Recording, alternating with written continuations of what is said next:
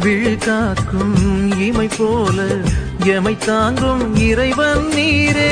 பழி சொல்லும் இவ்வுலகில் வழிகாட்டும் துணைவன் நீரே.